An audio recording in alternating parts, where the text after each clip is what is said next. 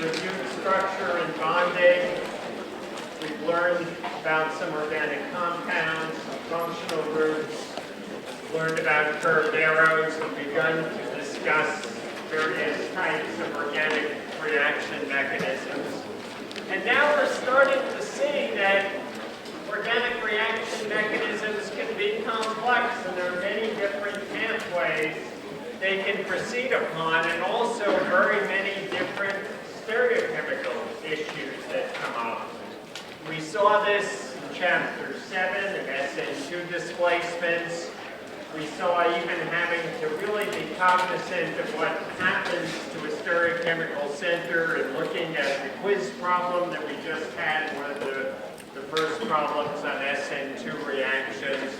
And now we're going to continue some of these ideas of many-fold courses of reactivity in discussing Chapter 8 and discussing elimination reactions. We're going to talk about two different mechanisms of elimination reactions during the course of this week. We're going to discuss E2 eliminations and then E1 eliminations. We're going to be learning more about the stereochemical course of these reactions, and particularly the requirement that E2 eliminations occur with what's called an anti-periplanar relationship. In the second lecture, and Wednesday's lecture, we'll be seeing the stereochemical implications of this. And the homework in the discussion problems will actually be getting to explore the antithesis of an anti-periplanar relationship and a syn-periplanar relationship that comes in a very special concerted reaction that you'll be seeing. So there's a lot of meat here. We'll be learning about which types of electrophiles, which types of alkyl halides participate in E2 reactions and under what conditions, and which types participate in E1 reactions. So let's start by looking at a reaction that I talked about, or at least alluded to, in the discussions of Chapter 7, but I didn't really tell you where this reaction went. So let's take Tert-Butyl bromide.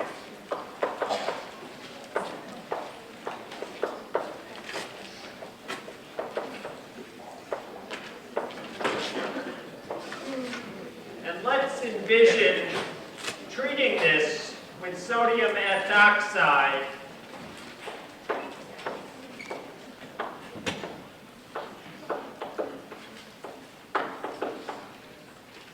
And the first thing you might think when you see this reaction, you might envision some type of displacement reaction. Perhaps you'd even envision an SN1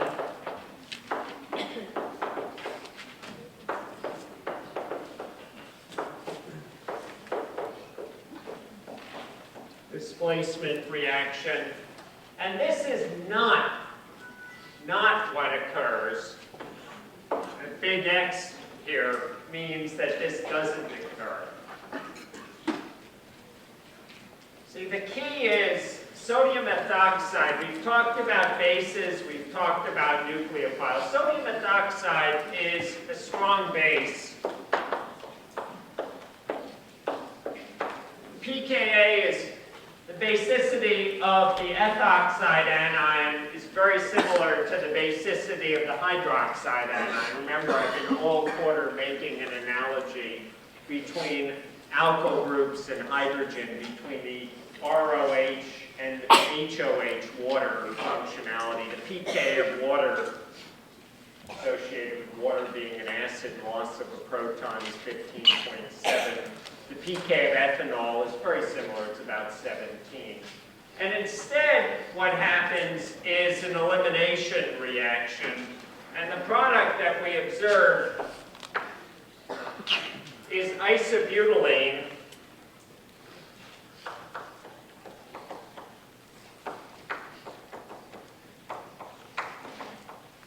And if we want to write a complete set of products from the reaction, then our sodium ethoxide is going to give us ethanol. And we'll also get sodium bromide as our inorganic byproduct of reaction. I'll put these in parentheses because organic chemists are often so focused on one reactant, they'll often ignore other products. But if we're trying to be complete, here are other products. This is called an E2 elimination reaction, or E2 reaction.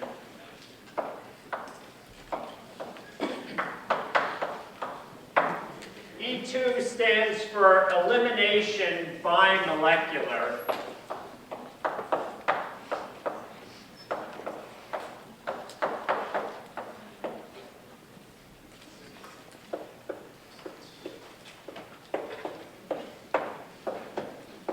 Just like SN2 stood for substitution nucleophilic bimolecular. SN1 stood for substitution nucleophilic unimolecular.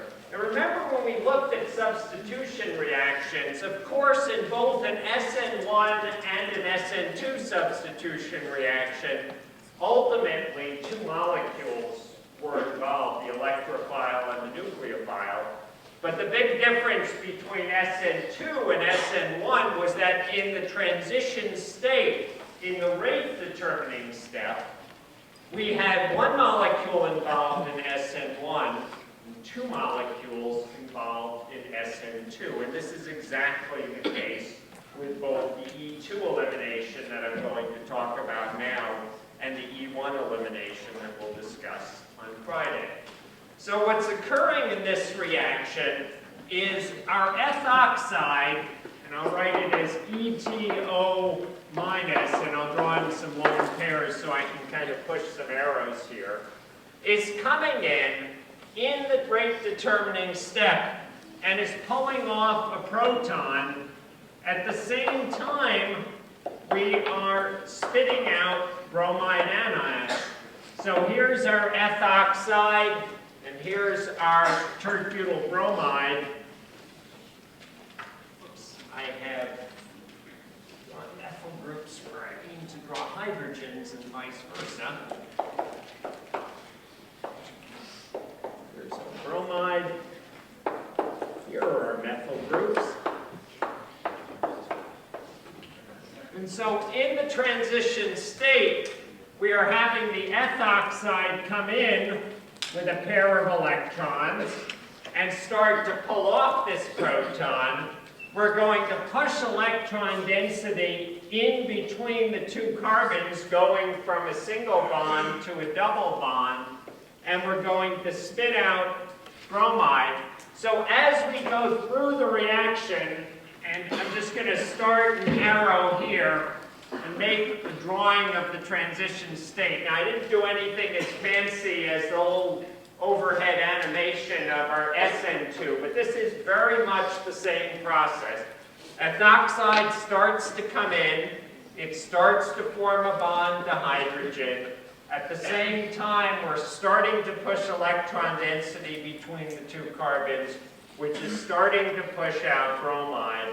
Partway through the reaction, we're halfway there, we have our ethoxide, which is now partially bonded to hydrogen. That hydrogen is partially bonded to carbon. We, of course, have our single bond between carbon, but we're starting to form a double bond.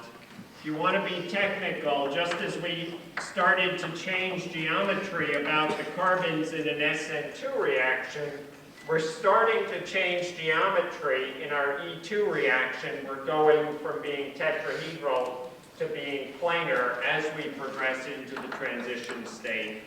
We're starting to break our bond to bromine. So this is my drawing of the transition state. Remember, a little double dagger there is what organic chemists often use to symbolize the transition state. I'll draw out two electrons here on the ethoxide. We have part of our negative charge on the ethoxide. We haven't yet formed a full bond to hydrogen.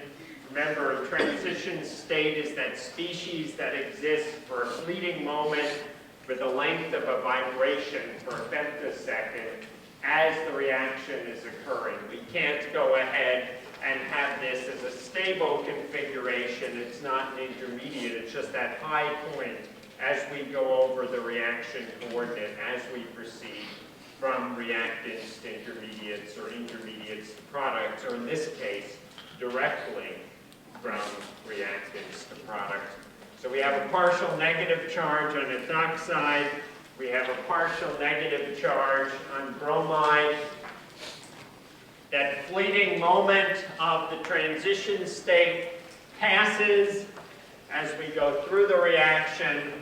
And now we have our ethanol.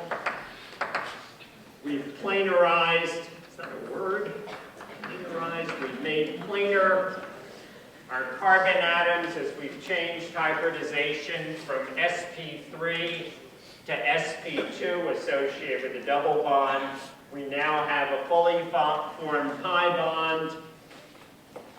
This is my very bad drawing of isobutylene, trying to represent it in the plane that's orthogonal to the blackboard, with a methyl group coming out and a methyl group coming back, and a hydrogen coming out and a hydrogen going back.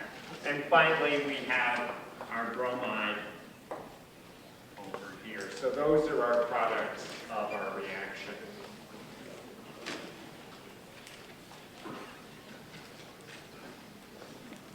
Thoughts or questions about this process?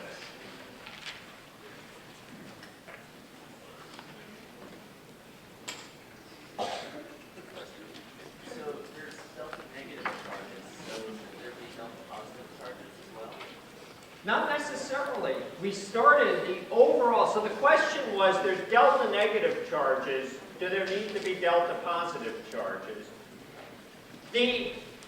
All the charges need to add up to the net charge that we have. And we start with a negative charge in the ethoxide. So at all points, we've got to have a net negative charge.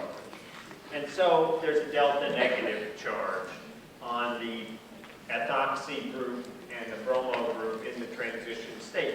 Now your point is well taken. We're only catching a little snapshot, we're only catching part of the picture in any sort of drawing that we can make. And you're right in that the carbon-bromine bond is already polarized, so you're right, there is a little bit of a delta negative here, and a little bit of a delta positive, a little bit of a delta negative on the bromine, a little bit of a delta positive on the carbon, which we're overlooking in the process. That's one of the reasons why bromine is so happy to go away. So I'm just showing part of the picture here. But coming back to the question, do we need to have a delta positive when you have a delta negative? Absolutely not. So we're just using that to represent the main parts of the charges.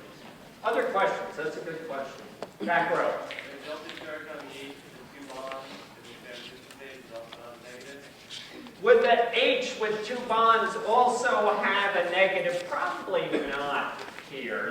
Probably not any significant negative charge. You can think of it in the transition state really as half a bond to one, half a bond to the other. And remember, that's not a stable configuration.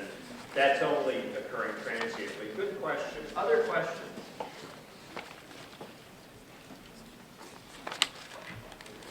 All right. Just as we thought about reaction energy diagrams for reactions of the SN1 and SN2 variety, we can think about energy diagrams to help us think our way through an E2 reaction, and later on we'll do this for an E1 reaction.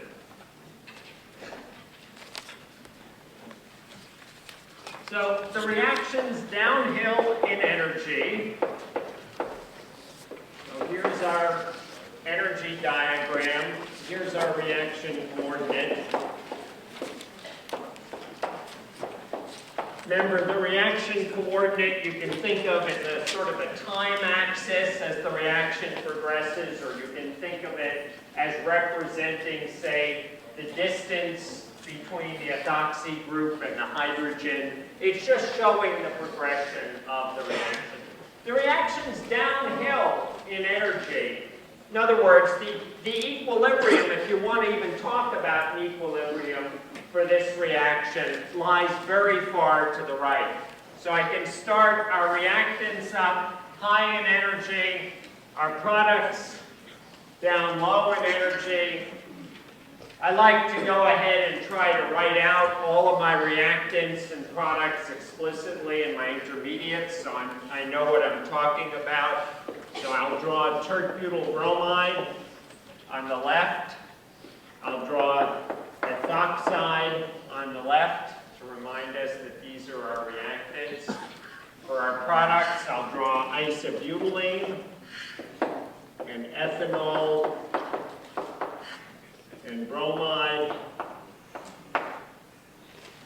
And so, in a single step, without the formation of any intermediates, without the formation of any carbocation, we go from reactants, we cross over that energy barrier through our transition state, the high point that we've represented on the blackboard over here, to our products.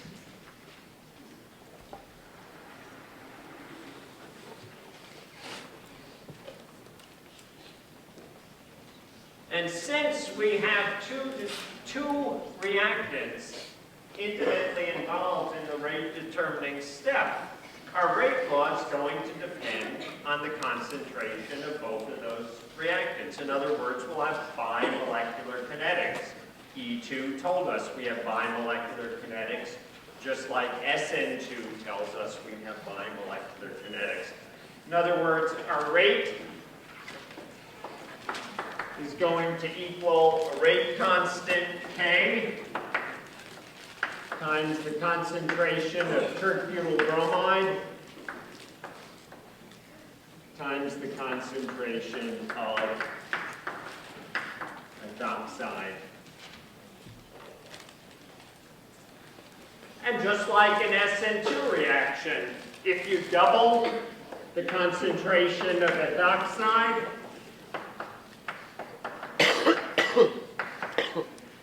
the reaction proceeds twice as fast.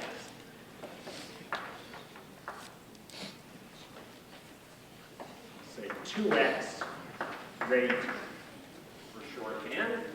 If you double the concentration of Tert-Butyl bromide, the reaction goes twice as fast.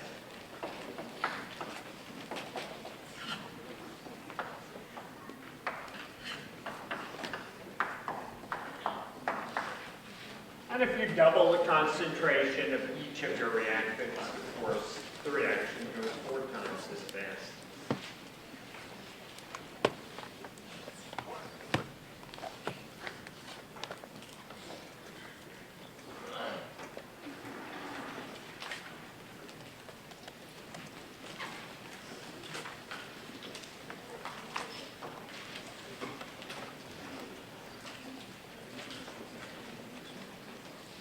So the hallmark of an E2 elimination reaction is you need a strong base to get in and yank off that proton.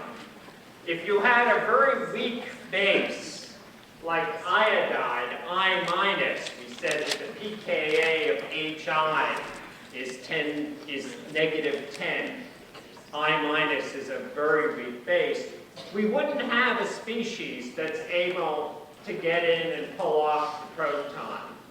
But ethoxide, pK of ethanol is 17. Ethoxide is 10 to the 27 times stronger base. It's able to get in and pull off that proton.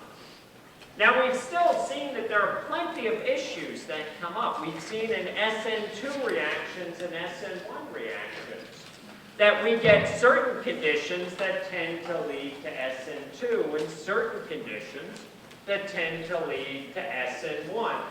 One of the big issues here for whether we're getting SN2 or E2 is going to be the substitution pattern of the alkyl halide.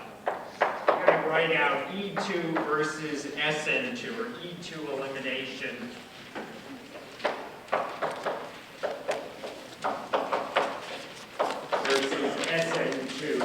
substitution, or SN2 displacement, let's say. So generally, if you take a tertiary alkyl halide, and of course that tertiary alkyl halide has to have some beta protons, like we've seen here, a proton that can be pulled off, plus an alkoxide, and I'll write this generically as tertiary alkyl halide plus an alkoxide. We're going to get mainly E2.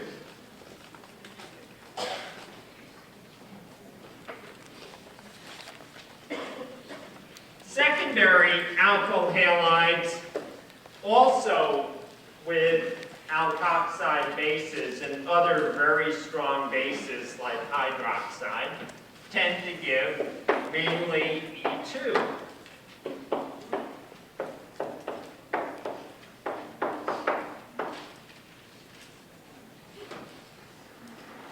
So in other words, let's say I took, bromocyclohexane,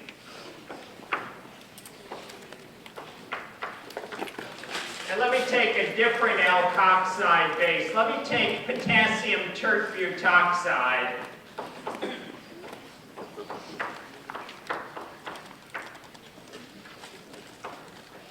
And I'll indicate our solvent. Usually when one works with potassium tert-butoxide, one generates it in tert-butanol. And so often one uses tert-butanol as a solvent. Sometimes, as you saw in the last chapter, one can use a dipolar aprotic solvent like dimethyl sulfoxide. But if one treats our bromocyclohexane with potassium tert-butoxide, the main product is going to be cyclohexene.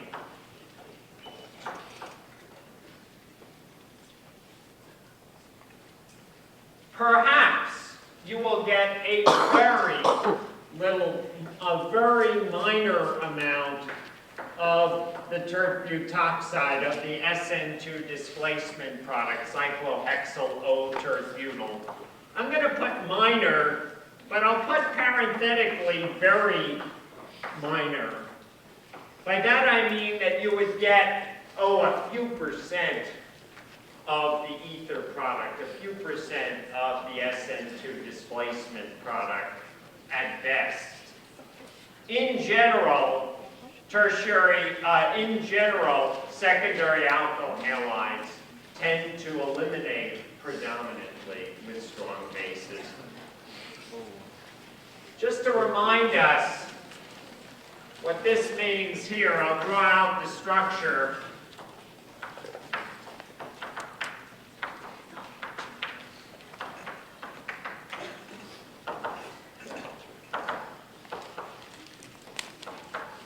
So this is potassium tert-butoxide drawn out as a full structure.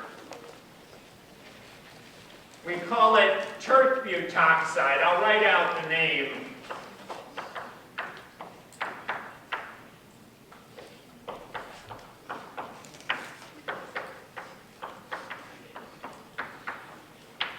We call it Tert-Butoxide or tertiary butoxide because it is the species that results from deprotonation of tertiary butanol or T-butanol. Thoughts or questions?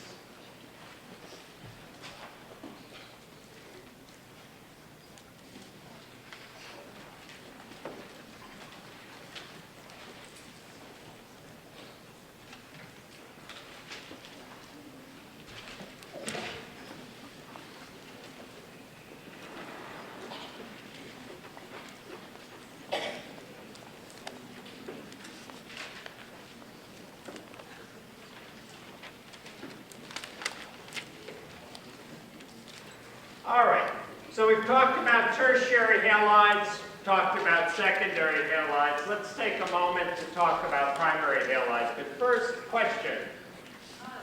Is this the same that needs to SN2? We're comparing the E2 to SN2, but what about SN1? Okay, this is a great question, because this is where people start to say, wait a second, there are all these manifolds involved. All right, so SN1 reaction, great question.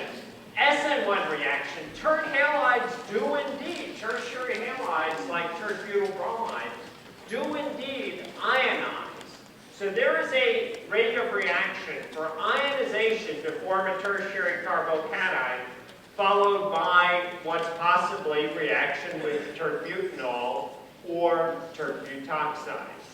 But the rate of reaction with a strong base of pulling off that beta proton is so much greater that for all intents and purposes, we never get a chance to have reaction by way of an SN1 pathway when you have a strong base present. So indeed, that pathway is possible. If we didn't have tert-butoxides, just had tert-butanol, you would indeed see an SN1 pathway, which would give rise to a substitution product. But once you have that base, it's so much lower in energy to just yank off that proton. Good question. Other questions?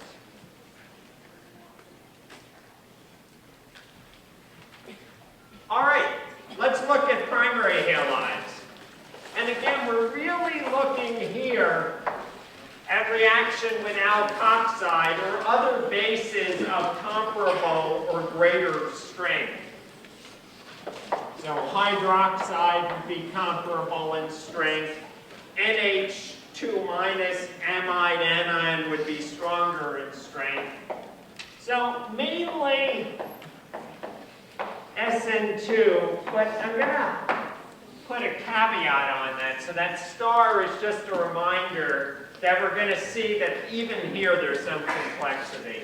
So let's start with a simple case. We'll take bromopropane, and again we'll use sodium ethoxide, let's say in ethanol.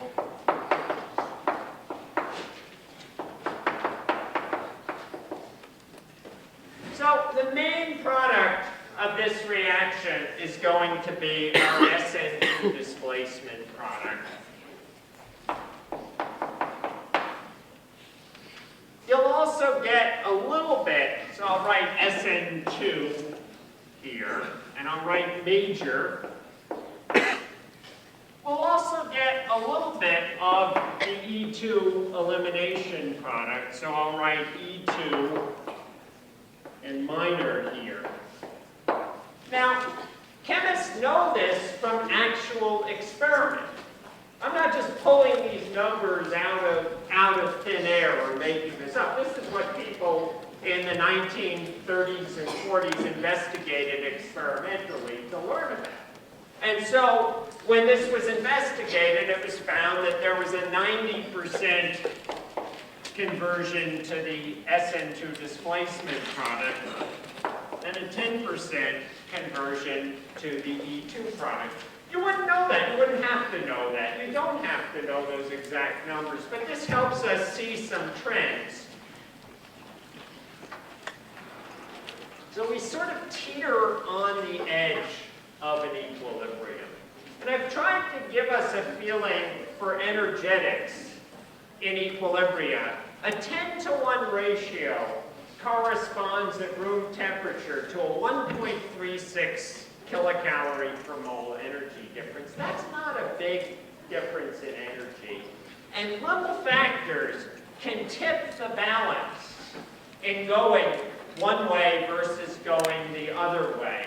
And so even something as simple as steric hindrance can make a difference and push things into the E2 pathway.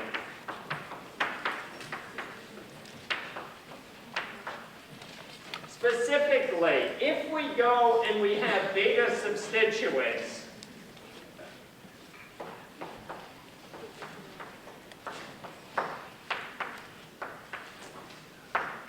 this makes it very hard. It makes it, let us say, harder for the nucleophile to get in close for that trigonal bipyramidal transition state associated with an SN2 displacement reaction. Remember when I projected the reaction up there, projected the transition state, how crowded it was, how everything had to get in close? Even a nearby substituent that's in the way can help block things and make it more difficult. So if I add a beta methyl group, this isn't a methyl group on the carbon with the halide, that would be an alpha group, that would take us from primary to secondary. But if I add a beta methyl group, just a spectator here, that extra steric bulk in going from a simple chain to a branch chain makes it more difficult for the nucleophile to come in. And the result is that it favors E2 elimination just a little bit. So if I take, instead of our bromopropane, our isopropyl, our isobutyl bromide, and again I treat it with sodium methoxide and ethanol. And just for the sake of variety, I'll remind us that there are many ways to write this reaction. This time I'll write the reaction over the arrow. Now we also get a mixture of SN2 displacement and E2 elimination. But now the E2 elimination predominates. So we get a mixture of the ether and the alkene, and that mixture is a 38 to 62% mixture. In other words, we've switched from the elimination pathway being the minor pathway to the elimination pathway being the major pathway.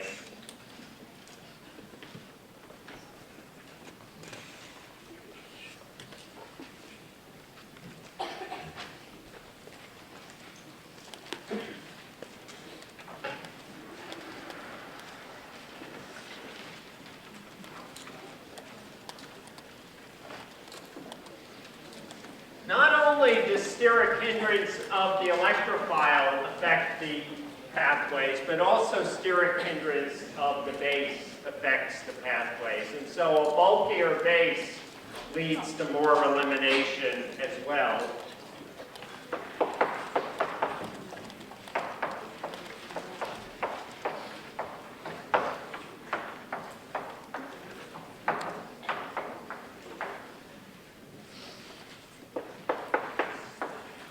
And so I'll keep our same electrophile in this comparison. I'll keep our same alkyl halide. But now, instead of having sodium ethoxide and ethanol, I'll switch to potassium tert-butoxide in tert-butanol. Tert-butyl group makes the alkoxy group a little bit more sterically hindered. It also makes it a little harder to solvate, a little bit more basic. pKa of tert-butanol, usually people use a number of about 18 instead of, say, 17 for ethanol. And as a result of the greater steric hindrance and the greater basicity, it's harder, even harder, for the nucleophile to get in and do an SN2 displacement, and it's more favored to have the beta proton pulled off.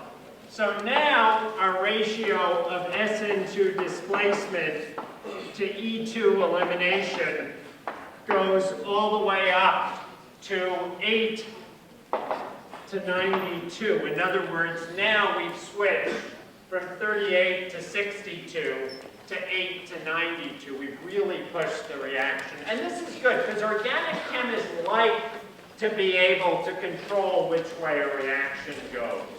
And this begins to show us how an organic chemist can choose conditions that favor either an alkane product or an alkene product or an ether product. Last point I want to make, just on the generation of alkoxide bases, just because it's useful to know where they come from and why we like to use the same alcohol. In general, if you take an alcohol plus sodium or potassium, the metal, the alkaline metal, will react to give the corresponding alkoxide plus hydrogen gas. And you know if you throw sodium into water, it catches fire. You know if you throw potassium into water, it explodes. So organic chemists often choose their metal carefully. They'll use sodium for more sterically unhindered alcohols like methanol or ethanol.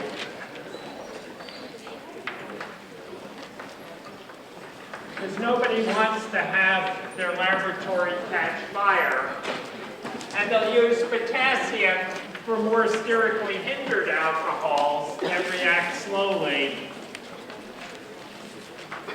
like Tert-Butyl. And that's one of the reasons why I've been switching around from sodium to potassium. All right, next time we will pick up discussing the transition state and its implications on the stereochemical force of each